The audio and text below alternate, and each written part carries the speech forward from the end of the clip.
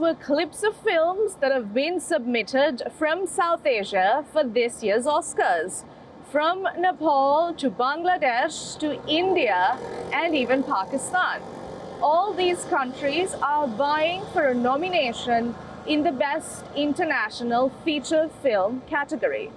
Will any of them be chosen? We'll get to know once the list is out in December. Hello there, you are watching Inside South Asia with me, Dasuni Atauda, and let's have a look at what we have in store for you this week.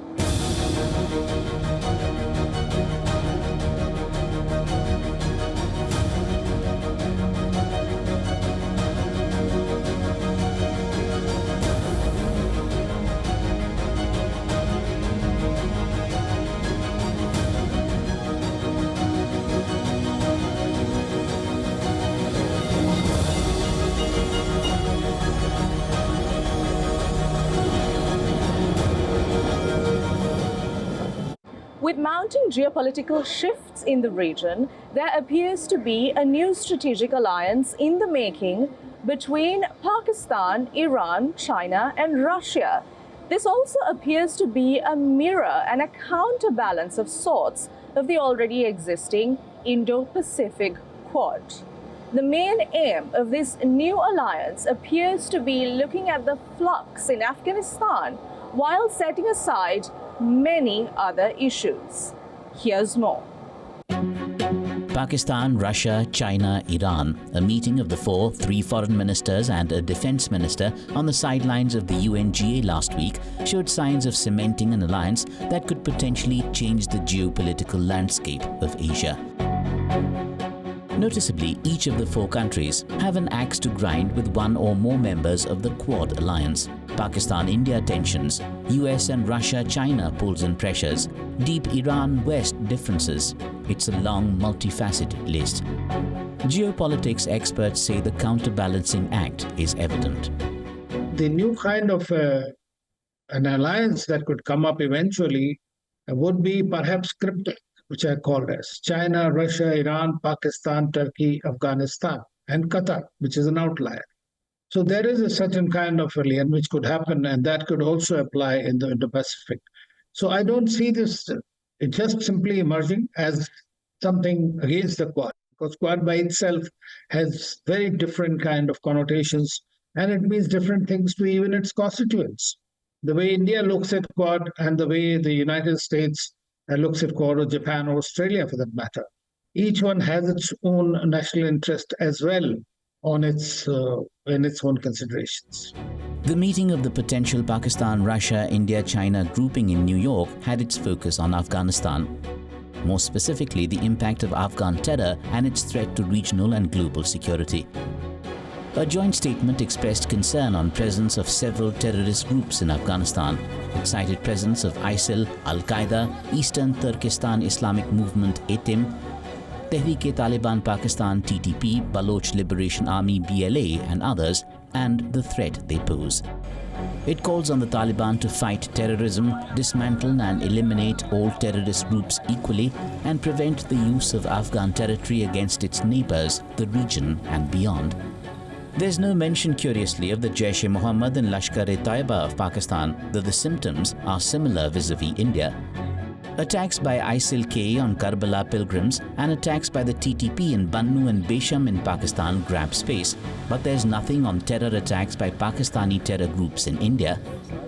Despite the interest in preventing the region becoming a safe haven for terrorist groups, the double standards are visible.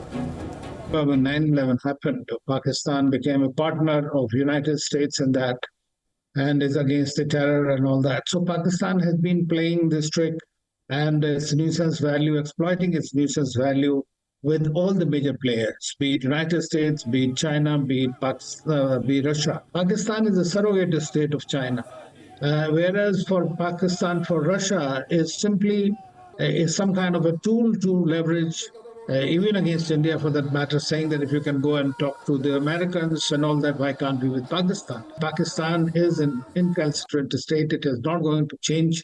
It will continue to maintain that the cross-border terrorism is an potent instrument of its foreign policy. So I don't see that Pakistan changing its behavior in any time soon. Russian Prime Minister Mikhail Mishustin was in Tehran earlier this week for consultations with Iranian leaders. Iranian President Pezeshkian will be meeting Russia's Vladimir Putin at the BRIC summit later this month. These meetings come in the backdrop of allegations of Iran supplying arms to Russia for its Ukraine campaign. Afghanistan then is clearly only one part of this new grouping's focus area. There are bigger strategic concerns at work in the new global scheme of things. Pakistan has introduced sweeping reforms in order to meet a $7 billion International Monetary Fund loan. As part of this plan, 150,000 government jobs are set to be cut, with 6 ministries ordered to close. However, there appears to be no reduction in excess spending. Here's more. These measures are part of an agreement with the IMF to reduce administrative expenditures, increase the tax to GDP ratio, and formalize the economy. The IMF approved the assistance package on September 26th and released $1 billion as the first tranche. Pakistan aims to make this its final IMF loan by addressing structural economic challenges.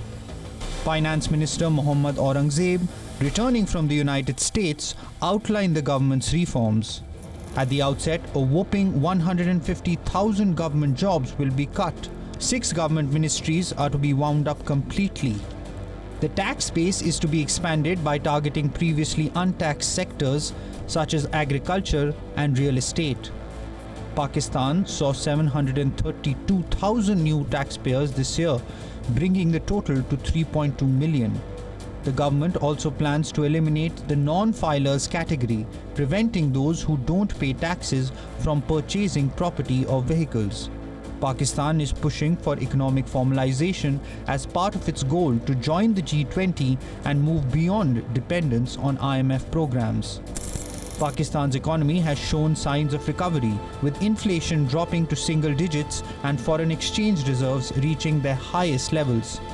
The finance minister highlighted growth in both national exports and tech exports, boosting investor confidence. The policy rate has been cut by 4.5% to maintain stability in exchange and interest rates.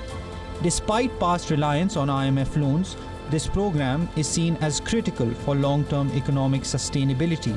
However, doubts remain, as Pakistan has previously secured 24 loans from the IMF without resolving deeper economic issues. Here's one that stands out this time: a splurge for the VVIP.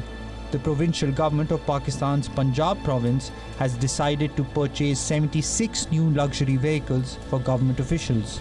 The price tag, over $2 million. A report says these vehicles will be used by provincial ministers, parliamentary secretaries, escorts for provincial ministers' security, and VVIP protocol duties. The spending blast raised eyebrows because it comes at a time when the common man in Pakistan can't afford basic necessities and is hit by the government's austerity measures. Jammu and Kashmir have completed 3 phases of voting in their first assembly polls in nearly a decade. There has been a healthy 63% voter turnout as they look towards electing representatives to resolve their issues. All eyes will now be on the counting day, which is the 8th of October. WION's correspondent Idris Leon brings you this report on ground sentiment.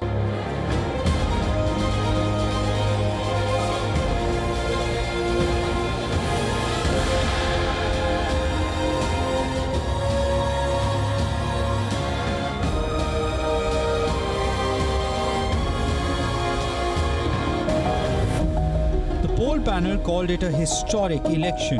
There were no repolls and overall voting beat the 2024 Lok Sabha elections. The 63.45% overall turnout fell just short of the last elections held a decade back. It was close to 65% then. The polling exercise successfully completed. All eyes are now on October 8th, the result day.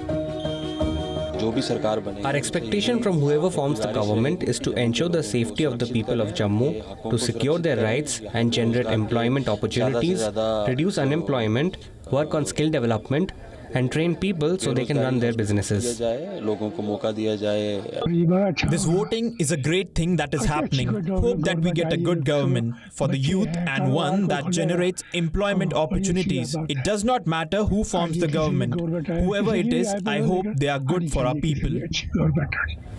Prosperity, employment, and the statehood. The three main demands of the voters this election had set the tone. Polling took place in 90 seats, held in 3 phases. Security was a big concern amid the series of terrorist encounters with security forces. Areas close to the line of control and international border were put on high alert, and a 3-tier security system was put in place around every polling booth in the region. Zero violence recorded on voting days itself is a huge victory.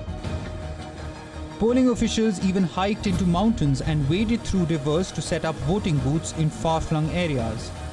The slogan, "No voter left out," is an integral part of the election ethos in India.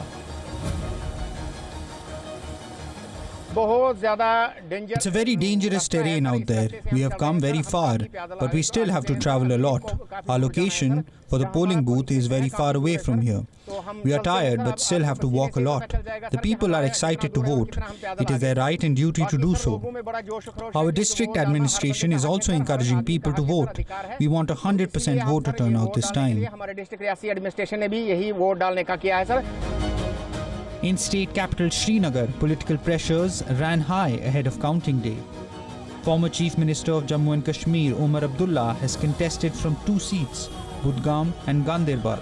It's a prestige battle for him. And there's Iltija Mufti, Mehbooba Mufti's daughter, who is fighting her first election from PDP's bastion seat of Bijbehra. The PDP relies on Iltija to continue the Mufti legacy in politics. 44% of the candidates in this election were independents. Who has the voter chosen? And how soon can Jammu and Kashmir get back onto democratic rails? The election has also seen huge public participations during campaigning as well. And we saw that from Prime Minister Narendra Modi to the leader of the opposition Rahul Gandhi, everyone was campaigning in Jammu and Kashmir for their political parties and leaders. And this time around, there was a huge public participation, not only men, but women also in every nook and corner of Jammu and Kashmir. And now, with all the 3 phases passing off peacefully and with zero poll boycott, it's been one of the best elections that have taken place in Jammu and Kashmir. And everybody's eyes on October 8th when the results would be declared. With video journalist Feroz Idris Loan for WION World is One. Kolkata city bid farewell to its iconic trams this week. Those rickety old carriages running across the city of joy served for 151 years. However, as of late, they were reduced for nothing but sentimental value. Which is why, from the 1st of October, only the nostalgia lives on.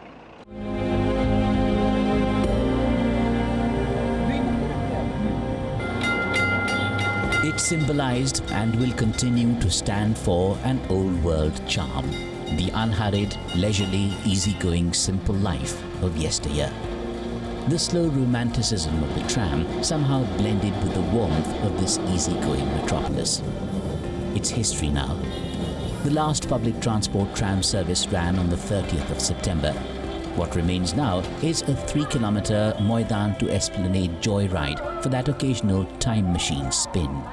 Whenever I sit in tram, I can see the city through a different point of view, because these wooden frames have a different taste of vision.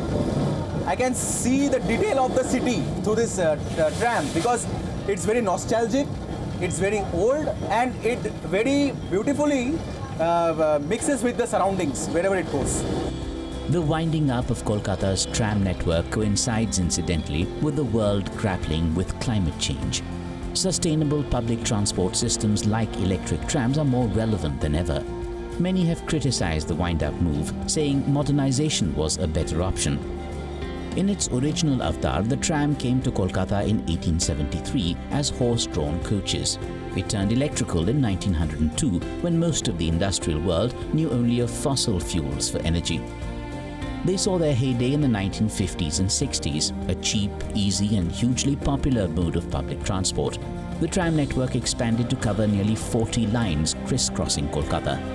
The decline started in the 1970s as traffic grew, as cars and motorized vehicles gradually took over the city's roads. Lack of investment and the rise of the metro played a role.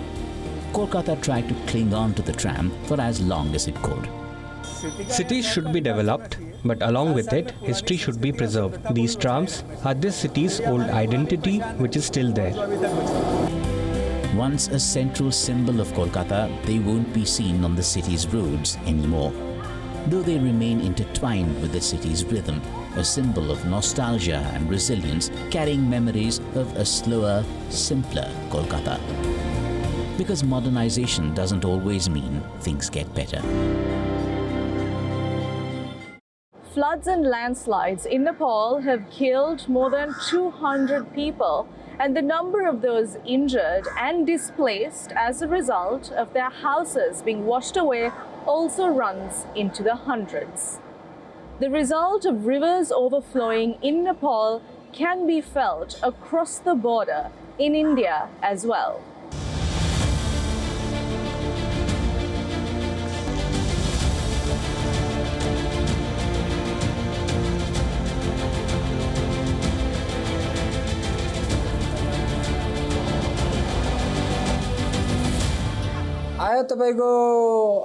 It rained until midnight. There were 4 or 5 staff members here with me. As the water level started rising, we tried to move our belongings higher, hoping the water would stop flowing. But when the water reached our shoulder level, we had to escape. It was an emergency, but no one came. No one even called. No one came to our aid. I felt as if we would die right there. Mining in the area has resulted in this widespread landslide and land caving, which has resulted in the destruction of properties.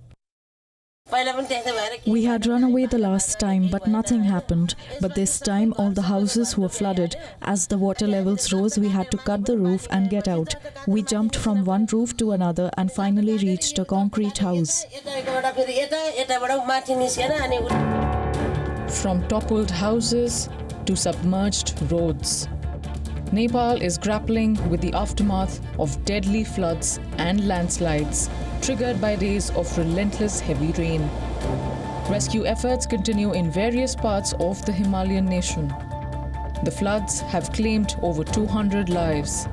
In the capital city of Kathmandu, rains destroyed hundreds of homes and swept away bridges, cut off power supplies, and uprooted trees. Rescue teams sieved through the mud, looking for signs of life. Many people were trapped under the debris, while others were stranded on rooftops. The Kathmandu Valley, which is home to over 4 million people, was the worst hit than ever before, as rivers overflowed their banks. 56 people died. A trail of destruction is all that remains.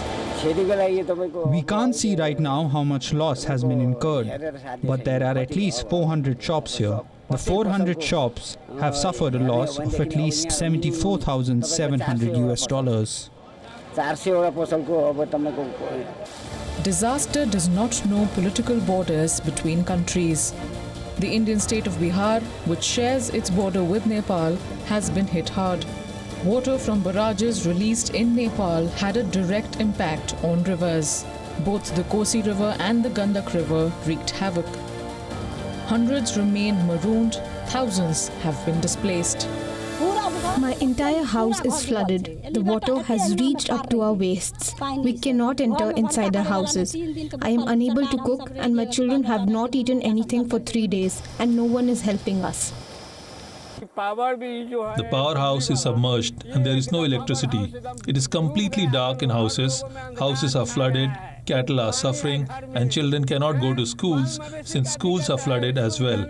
Everything has drowned. We have been displaced by water.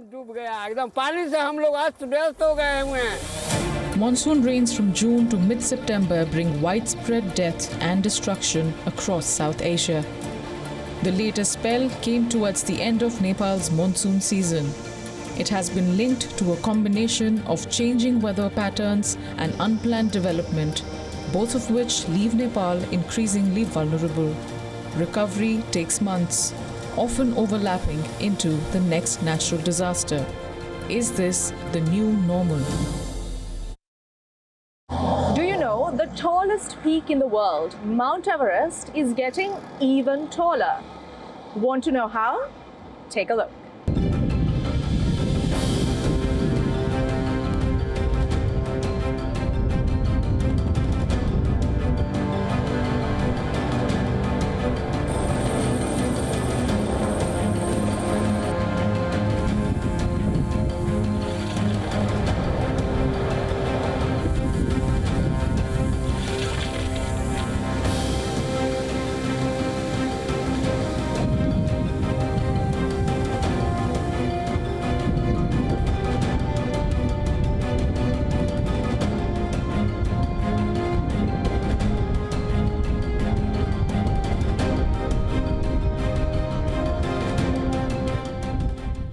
And that's all we have on our show for you this week. Before we leave, take a look at visuals of the Navaratra festival that has kicked off in India. For the WION team, I'm Dasani Atauda, and I will see you next week.